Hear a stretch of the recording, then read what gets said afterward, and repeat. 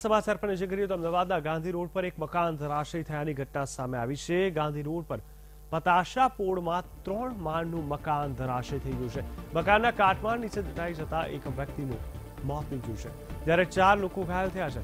ઘાયલ થયેલા લોકોને સારવાર અર્થે હોસ્પિટલ ખસેડવામાં આવ્યા છે।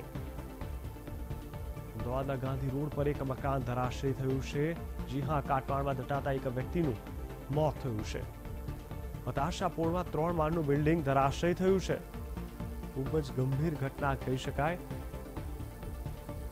અમદાવાદના ગાંધી રોડ પર એક મકાન ધરાશયી થયું છે। કાટમાળમાં દટાતા એક વ્યક્તિનું અહીંયા મોત પણ થયું છે।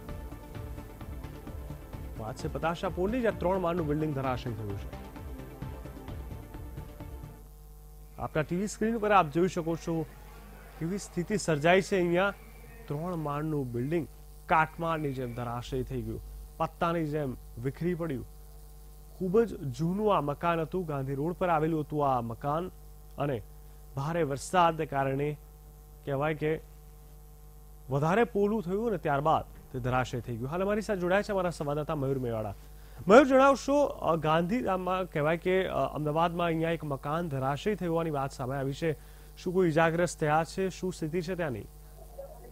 જી બિલકુલ જીગર, વાત કરીએ તો અમદાવાદના ગાંધી રોડ ઉપર આવેલી પતાશા પોળની અંદર આજે વહેલી સવારે જે પ્રકારે વરસાદ વરસી રહ્યો હતો તેને લઈને એક 3 માળનું મકાન છે જે ધરાશયી થયું હતું। આ મકાન ધરાશયી થતા એના કાટમાળ નીચે એક વ્યક્તિ જે દબાયેલ હતા, તે વ્યક્તિનું ઘટના સ્થળ ઉપર જ જે મોત થયું હતું।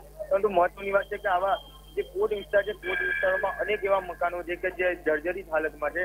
કોર્પોરેશન દ્વારા તેમને નોટિસો આપવામાં આવી, તેમ છતાં બી તે મકાનો હજી ઉતારવામાં નથી આવ્યા। અને જ્યારે આ રીતે મુસળધાર વરસાદ વરસી રહ્યો છે ત્યારે આ રીતની જે હોનારત થવાની થતી હોય છે અને સામે આવતી હોય છે, પરંતુ આજે આ જે મકાન ધરાશયી થયું છે આમાં એક વ્યક્તિનું મોત થયેલું છે। ત્યારે હાલ જે ફાયર બ્રિગેડની ટીમ છે તેના દ્વારા તેને રેસ્ક્યુ કરી બહાર કાઢવામાં આવ્યો છે, અને જે પોલીસ છે તે બી ઘટના સ્થળે પહોંચી છે।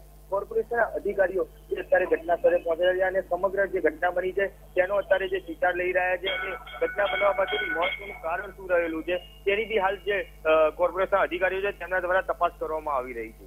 બિલકુલ મયુર, સમગ્ર માહિતી આપવા માટે ધન્યવાદ।